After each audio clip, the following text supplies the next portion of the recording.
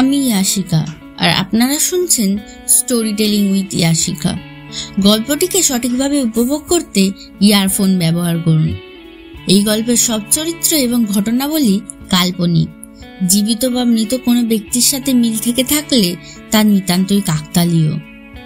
আর হ্যাঁ, গল্পটি যদি আপনাদের ভালো লাগে তাহলে গল্পটিতে একটি লাইক কমেন্ট করে দেবেন, আর স্টোরি টেলিং উইথ ইয়াশিকাতে একটা সাবস্ক্রাইব করে বেল আইকনটি প্রেস করবেন। My girlfriend is an alien, পর্ব 13।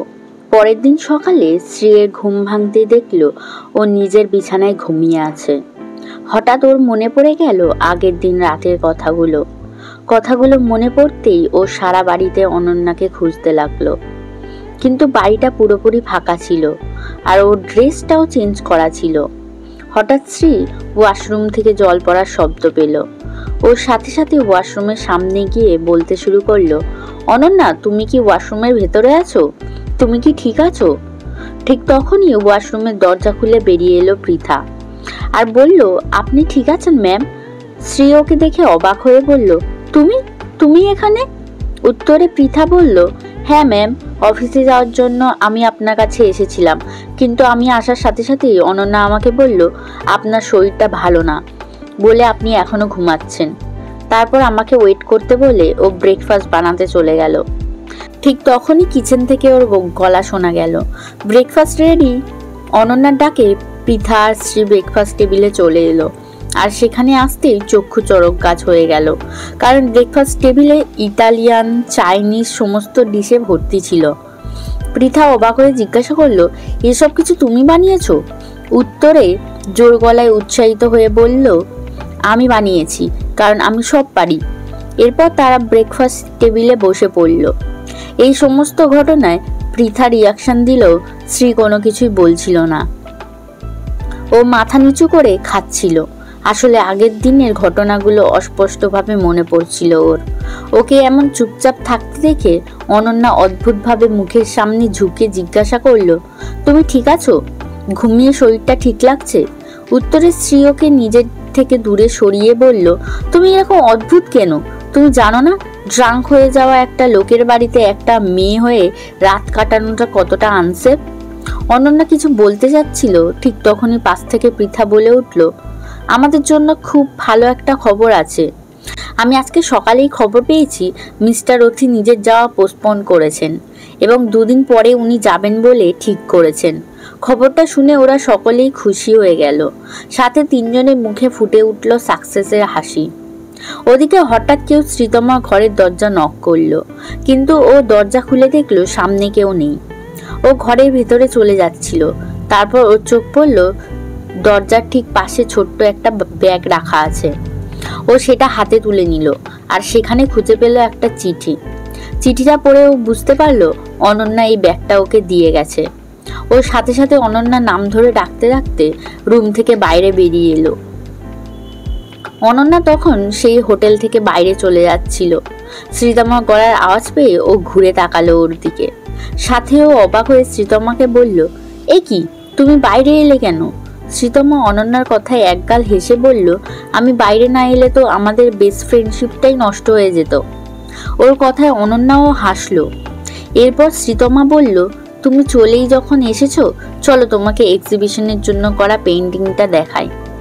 এরপর শ্রীতমা অনন্যাকে নিয়ে চলে এলো সেই হোটেলের পাশে একটা সি বিচের ধারে।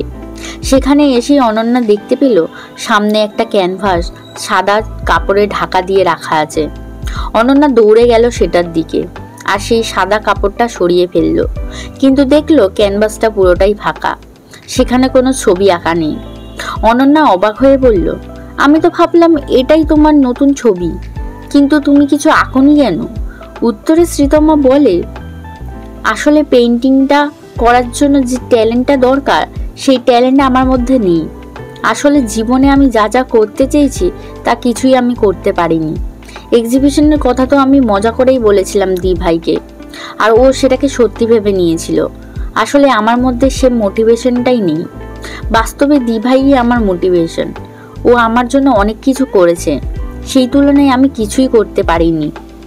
তখন অনন্যা বলল, তুমি এমনভাবে বলো না, কারোর সাথে নিজের তুলনা করা উচিত না। সবাই তো সবার মতো হতে পারে না, সবাই আলাদা আলাদাভাবে নিজের মতো করে সুন্দর, আর তুমিও ঠিক তেমনই সুন্দর, ট্যালেন্টেড এবং খুবই ভালো মেয়ে। অনন্যার কথা শুনে শ্রীতমা মৃদু হেসে ওকে বলল, তুমি কথা বলতে খুব এক্সপার্ট। এরপর শ্রীতমা উৎসাহের সাথে বলে উঠল, আমি ঠিক করে ফেলেছি কোন পেন্টিংটা করব। থ্যাংক ইউ অনন্যা, আমাকে এত মোটিভেট করার জন্য। পরের বার তোমাকে এখানে এসে আর হোয়াইট ক্যানভাস দেখতে হবে না। এরপর শ্রীর অফিসে ঋতিকা এলো। ঋতিকাকে দেখে শ্রী অবাক হয়ে বলল, তুমি এখানে? উত্তরে ঋতিকা বলল, মিস্টার রথির খবরটা আমি পেয়েছি, এবার কিন্তু তোমার আমাকে থ্যাঙ্কস বলা দরকার। শ্রী হেসে উত্তর দিল, হ্যাঁ, থ্যাঙ্কস তো তোমাকে বলতেই হয়। আজকে রাতে আমরা দুজন মিলে ডিনারে যাব, তুমি কি রাজি আছো? ঋতিকা হেসে উত্তর দিল, অবশ্যই আমি রাজি। শ্রী বলল, ঠিক আছে, আমি তোমাকে পিক আপ করে নেব। এরপর ঋতিকা চলে গেল সেখান থেকে। ঋতিকা চলে যেতেই শ্রী পৃথাকে ফোন করে বলল, আজকে রাতে একটা প্রাইভেট ডিনারের ব্যবস্থা করো। পৃথা বলল, ঠিক আছে ম্যাম। এরপর শ্রী, ঋতিকা এবং পৃথা একসাথে চলে এলো অনন্যাদের রেস্টুরেন্টে।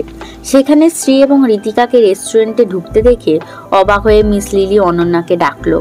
অনন্যা বেরিয়ে এসে দুঃখী এবং অবাক হয়ে বলল, ও আপনারা এসেছেন, আমার সাথে ভেতরে আসুন, আমি আপনাদের জন্য লাভার সিট অ্যারেঞ্জ করছি। ওর কথা শুনে সকলে অবাক হয়ে গেল, কিন্তু ঋতিকা হাসলো। তারপর ওরা দুজন গিয়ে বসে পড়ল সি সাইডের টেবিলে। এরপর ওরা একে অপরের সাথে কে আগে অর্ডার দেবে সেটা নিয়ে তর্ক করছিল। ঠিক তখনই আবারও অনন্যা এগিয়ে এসে বলল, আরে আপনাদের চিন্তা করতে হবে না, লাভারদের জন্য আমাদের এখানে লাভার সেট রেডি আছে। ওর কথা শুনে শ্রী বলল, এসবের কোনো প্রয়োজন নেই। তখন ঋতিকা বলল, তুমি যাও, ওটাই নিয়ে এসো আমাদের জন্য। এরপর অনন্যা চলে গেল খাবার আনতে। যাওয়ার সময় শ্রীকে ইশারায় বলে গেল, মেয়েটাকে খুব সুন্দর দেখতে, অল দ্য বেস্ট।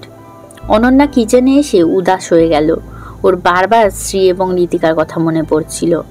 ওদের একসাথে আসা, একে অপরের সাথে হেসে হেসে কথা বলা, ঋতিকা শ্রীয়ের দিকে তাকিয়ে লাজুক হাসা, কথাগুলো মনে পড়তেই অনন্যার মনটা খারাপ হয়ে গেল। ওর দু চোখ জলে ভরে উঠল। ঠিক তখনই মিস লিলি এসে ওকে বলল, তুমি কি বোকা অনন্যা? ও একটা সুন্দরী মেয়েকে নিজের সাথে করে নিয়ে এসেছে, আর তুমি এতে এত খুশি হচ্ছ, ওদের সার্ভ করছো? উত্তরে অনন্যা উদাস হয়েই বলল, তাছাড়া কি করতাম, ওরা তো আমাদের রেস্টুরেন্টের গেস্ট, ওদের সার্ভ না করলে আমাদের রেস্টুরেন্টে ক্ষতি হয়ে যাবে। অনন্যা একটা হার্ট শেপের কেক নিয়ে এসে ওদের সার্ভ করলো। সেটা দেখে ঋতিকা খুব খুশি হয়ে গেল, কিন্তু শ্রীয়ের মোটেই অনন্যার এই কাজটা পছন্দ হলো না। শ্রী চেয়ার থেকে উঠে দাঁড়িয়ে রাগী গলায় অনন্যাকে বলল, তুমি এইসব কেন করছো? সবসময় সব কাজে বাড়াবাড়ি না করলেই হয় না, তাই না? তখন অনন্যা বলল, ম্যামই তো বললেন লাভার সেট আনতে।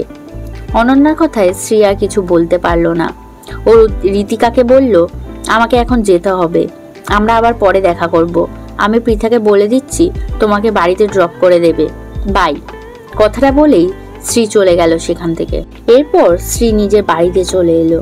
এসে দেখলো মিসেস মৈত্রী ইতিমধ্যেই সেখানে এসে অপেক্ষা করছে। শ্রীকে দেখার সাথে সাথে মিসেস মৈত্রী প্রশ্ন করলেন শ্রীতমার ব্যাপারে, কিন্তু তাতে শ্রী কোনো উত্তর দিতে না পারলে উনি শ্রীর মৃত মায়ের ব্যাপারে খারাপ কথা বলতে থাকে। ঠিক তখনই মায়ের কথা চিন্তা করে শ্রীর শরীর খারাপ হতে থাকলো। আচমকাই ও ফ্লোরে পড়ে যাচ্ছিল। ঠিক তখনই পৃথা এসে ওকে ধরে সোফায় বসিয়ে জিজ্ঞাসা করলো, ম্যাম আপনি ঠিক আছেন? তারপর মিসেস মৈত্রীর উদ্দেশ্যে বলল, ম্যাডাম, ম্যামের শরীরটা ভালো নেই, আপনি ওনার সাথে পরে কথা বলবেন প্লিজ। ওর কথায় কোনো উত্তর না দিয়ে মিসেস মৈত্রী বেরিয়ে গেলেন, আর পৃথা সাথে সাথে একটা ওষুধ এনে শ্রীকে খাইয়ে দিল। এতে শ্রী বেশ কিছুটা স্বাভাবিক হলো। তখন পৃথা বলল, আপনার শরীর দিন দিন খারাপ হচ্ছে ম্যাম, আমার মনে হয় এবার আমাদের অনন্যার সাহায্য নেওয়া দরকার। উত্তরে শ্রী বলল, ওর কথা তুমি বলো না, ও আমাদের কোনো সাহায্য করতে পারবে না, আমাদের এখন শ্রীতমার কথা ভাবতে হবে। মিসেস মৈত্রী এসেছিলেন শ্রীতমার ব্যাপারে জিজ্ঞাসা করতে। উত্তরে পৃথা বলল, সেই ব্যাপারেও আমাদের অনন্যার সাহায্য নিতে হবে। এদিকে দেখতে দেখতে রাত পেরিয়ে সকাল হয়ে গেল। এবং সারা রাত ধরে শ্রীতমা একটুও না ঘুমিয়ে নিজের পেন্টিং শেষ করছিল। সকাল হতেই অনন্যা শ্রীতমার খাবার নিয়ে এলো। অনন্যাকে দেখতেই শ্রীতমা বলল, তুমি এসে গেছো, 2 মিনিট ওয়েট করো, আমি আমার পেন্টিং শেষ করতে চলেছি। তা সত্ত্বেও অনন্যা ক্যানভাসের দিকে এগিয়ে যাচ্ছিল। তখনই শ্রীতমার ফোন করলো শ্রী। শ্রীতমা ফোনটা অনন্যার হাতে দিয়ে বলল, তুমি এখানেই দাঁড়াও, ফোনটা রিসিভ করো না। এদিকে অনন্যা ফোনটা রিসিভ করে নিল। ফোনের অপর প্রান্ত থেকে শ্রী বলে উঠল, তুমি সকাল সকাল শ্রীতমার কাছে পৌঁছিয়ে গেছো, ভালো কথা। ওকে বলো মিস্টার রথি আর কিছুক্ষণের মধ্যেই আসছেন। শ্রীতমা যেন দেরি না করে এয়ারপোর্টে চলে আসে। উত্তরে অনন্যা বলল, না, শ্রীতমার পেন্টিং শেষ হতে আর বেশি দেরি নেই, তুমি এসে শ্রীতমাকে দেখো, আমি গিয়ে মিস্টার রথিকে আটকাচ্ছি। শ্রী অনেকবার বারণ করলো ওকে, কিন্তু অনন্যা কিছু না শুনেই ফোনটা কেটে বেরিয়ে গেল। ও বেরিয়ে সোজা মিস্টার রথির গাড়িকে ফলো করতে থাকলো। গাড়ি যত স্পিডে এগোচ্ছে অনন্যাও নিজের স্কুটির স্পিড তত বাড়াচ্ছে। এদিকে শ্রীতমা নিজের পেন্টিং শেষ করে অনন্যাকে খুঁজে পেল না ঘরের মধ্যে কোথাও। ওদিকে দরজার সামনে দেখলো শ্রী দাঁড়িয়ে আছে। ওরা দুজনই দুজনকে দেখে অবাক হয়ে গেল। এদিকে অনন্যা যখন দেখলো কোনো মতেই মিস্টার রথির গাড়িকে আটকাতে পারছে না, তখন আর কোনো উপায় না পেয়ে নিজের সুপার পাওয়ার ইউজ করে সবকিছু পজ করে দিল। যখন সবকিছু থেমে গেল, অনন্যা নিজের স্কুটার নিয়ে মিস্টার রথির গাড়ির সামনে অ্যাক্সিডেন্ট হওয়ার নাটক করে শুয়ে পড়ল। পুরো ব্যাপারটা সুন্দরভাবে সাজানোর পর অনন্যা আবার সবকিছু নর্মাল করে দিল। সবকিছু নর্মাল হওয়ার পর বিষয়টা এমন দাঁড়ালো যে অনন্যা নিজের স্কুটি নিয়ে ফুড ডেলিভারি দিতে যাচ্ছিল, আর মিস্টার রথির গাড়ি এসে অনন্যাকে ধাক্কা মেরেছে, যে কারণে অনন্যা স্কুটি নিয়ে পড়ে গেছে মিস্টার রথির গাড়ির সামনে। এটা দেখার সাথে সাথে রথি এবং ওনার ড্রাইভার দুজনেই চমকে উঠলেন। ওনার গাড়ির পেছনে এসে থামলো শ্রীয়ের গাড়ি, যেখানে শ্রী এবং শ্রীতমা দুজনেই ছিল। অনন্যাকে এইভাবে পড়ে যেতে দেখে শ্রী এবং শ্রীতমা সাথে মিস্টার রথিরাও অনন্যার কাছে ছুটে এলো। সকলে ওকে জিজ্ঞাসা করলো, তুমি ঠিক আছো? উত্তরে অনন্যা বলল, হ্যাঁ, আমি ঠিক আছি, আমি এখানে একটু রেস্ট নিলেই ঠিক হয়ে যাব, তুমি বরং ততক্ষণে নিজের পেন্টিংটা নিয়ে এসো শ্রীতমা। উত্তরে শ্রী বলল, এখন এই সময় নয়, আগে তোমার সুস্থ হওয়া প্রয়োজন। অনন্যা বলল, না না, আমি ঠিক আছি, এইটুকু অ্যাক্সিডেন্টে আমার কিছু হবে না। এরপর শ্রীতমা নিজের পেন্টিং নিয়ে এলো। ও পেন্টিংটা নিয়ে আসতেই মিস্টার রথি ওকে জিজ্ঞাসা করলো, তোমার কি মনে হয় অনন্যা ঠিক আছে? শ্রীতমা হেসে বলল, হ্যাঁ, ও একদমই ঠিক আছে, ও শুধু চেয়েছে আমি যেন আমার কাজ আপনাকে দেখাতে পারি, সেই কারণেই ও এমনটা করেছে। শ্রীতমার কথায় মিস্টার রথি হেসে উঠে বললেন, বেশ, দেখাও তোমার পেন্টিং। শ্রীতমা নিজের পেন্টিং দেখালো। সেটা দেখার সাথে সাথে মিস্টার রথি বললেন, ও মিস্টার বুলসেটের পোর্ট্রেট। এদিকে অনন্যা এবং শ্রী নিজেদের মধ্যে কথা বলছিল। অনন্যা বলল, এরপরেও যদি মিস্টার রথি শ্রীতমার পেন্টিং পছন্দ না করে তাহলে আমি আবার অজ্ঞান হওয়ার নাটক করব। শ্রী অনন্যার দিকে তাকিয়ে বলল, তুমি ঠিক আছো তো? অনন্যা বলল, আমি একদম ঠিক আছি, আমি তো এসব কিছু প্ল্যান করেই রেখেছিলাম, তুমি টেনশন নিও না, স্মাইল করো। শ্রী প্রশ্ন করল, আচ্ছা, তুমি এসব করছো সেটা আমার জন্য নাকি শ্রীতমার জন্য করছো? যদি আমার জন্য করে থাকো তাহলে তুমি পাগল, আর যদি শ্রীতমার জন্য করে থাকো তাহলে তোমার মাথা খারাপ হয়ে গেছে। এইটুকু ব্যাপারে এত বড় রিস্ক কেউ নেয়? অনন্যা শ্রীয়ের কথার মানে বুঝতে না পেরে বলল, আচ্ছা, তুমি যেটা বললে সেটা কি কমপ্লিমেন্ট ছিল নাকি আমার নিন্দে করলে? তখন শ্রী একটু জোর গলায় বলল, তুমি চুপ করো, সব সময় এরকম মজা করার কোনো মানে হয় না। শ্রীকে এমন চেঁচাতে দেখে অনন্যা বলল, তুমি আমাকে এভাবে বকছো কেন? তখন শ্রী অনন্যার পিঠে আলতো চড় মেরে বলল, আমি তো তোমাকে শুধু বকতেও না, মারতেও চাই। তখন অনন্যা ইনোসেন্ট একটা ফেস নিয়ে শ্রীয়ের দিকে তাকালো। তখন শ্রী অনন্যাকে সাইড থেকে জড়িয়ে ধরে বলল, তুমি জানো আমরা কতটা ভয় পেয়ে গেছিলাম, জিনিসটা কতটা ডেঞ্জারাস ছিল, তুমি অন্য কিছু নাটক করতে পারতে। উত্তরে অনন্যা বলল, তুমি প্লিজ রাগ করো না, আমি ভেবেছিলাম তোমায় সাহায্য করব, কিন্তু দেখলে একা থাকাটা কতটা সমস্যা, জীবনে কখনো কখনো অন্য কারোরও সাহায্য নেওয়া উচিত। তখন শ্রী বলল, তাহলে তুমি বলছো তোমার উপর ভরসা করা উচিত? অনন্যা তখন মাথা নাড়ল। এদিকে শ্রীতমাকে মিস্টার রথি বললেন, তোমার পেইন্টিং খুব সুন্দর হয়েছে, এটা আমরা সকলের কাছে পৌঁছে দিতে পারি যদি তোমাকে কেউ এইভাবেই সাহায্য করে, মোটিভেট করে এবং এইভাবেই পাশে থাকে। উত্তরে শ্রীতমা হেসে বলল, ঠিক আছে, আমি ওদেরকে গিয়ে কথাটা বলছি, আপনাকে অনেক ধন্যবাদ। এরপর ওরা তিনজন মিলে শ্রীয়ের গাড়িতে উঠল। শ্রী ড্রাইভ করছিল আর অনন্যা এবং শ্রীতমা গাড়ির পেছনের সিটে বসে বাচ্চাদের মতো করে মারপিট করছে, আবার কিছুক্ষণ পর হাসছে, আবার চিচিয়ে উঠছে, এসবই করছিল দুজনে। এদিকে শ্রী লুকিং গ্লাস দিয়ে ওদের লক্ষ্য করছিল।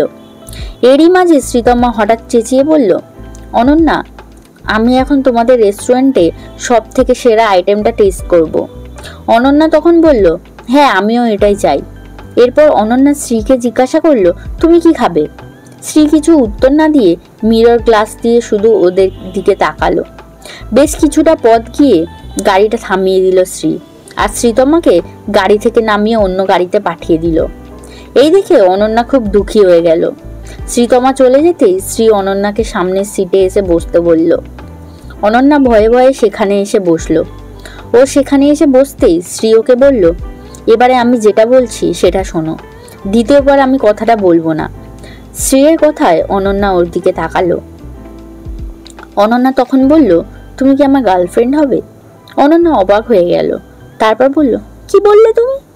শ্রী সামনের দিকে তাকিয়ে বলল, আমার এক কথা বারবার বলতে ভালো লাগে না, আমি তোমাকে ভাবনা চিন্তা করার জন্য সময় দিচ্ছি।